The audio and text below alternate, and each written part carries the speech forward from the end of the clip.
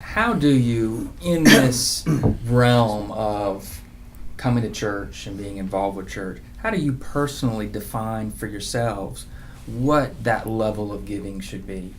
What that commitment, whether it be financial or service or um,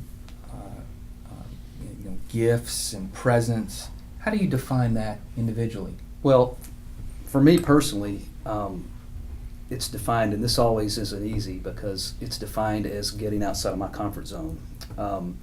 That's how I grow. When I look back over the years, where I have grown the most spiritually is when I have sort of been pulled by God, I feel, in either in financial giving or in just stepping out in whatever capacity it is,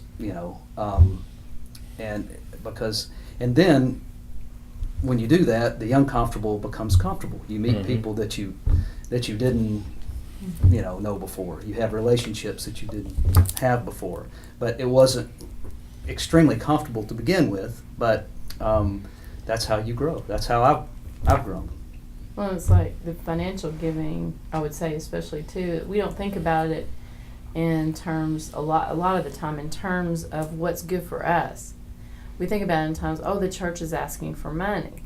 Well, no, it's also about what does it mean for us to learn to be givers? Mm-hmm. How does that affect us spiritually to learn the process that we as human beings, but most particularly as Christian disciples, we need to give.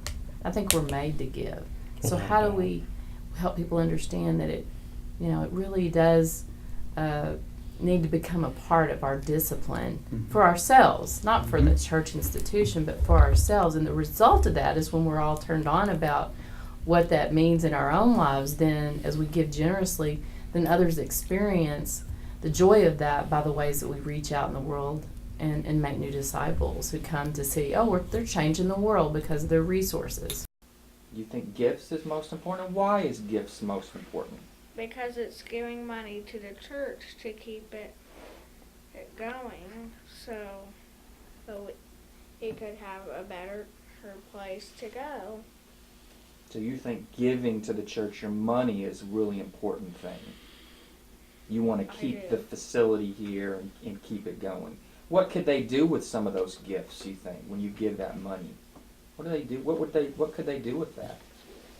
Well, since the air conditioning is sort of out. That's a good thing, to work on the air conditioning. Yeah, maybe they could use the money to get it fixed. That's a good idea. The thing about giving and tithing that we talk about, that's an easy thing when the church asks for us to put on somebody else. I mean, we really do. I can, because that's a personal thing. You can get away with somebody else will step up and do it for me.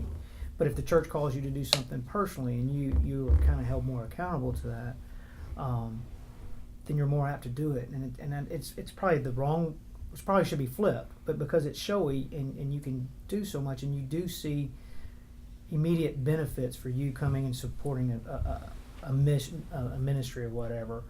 But on the backside of that, like we all know, the ministry couldn't happen without the financial gifts.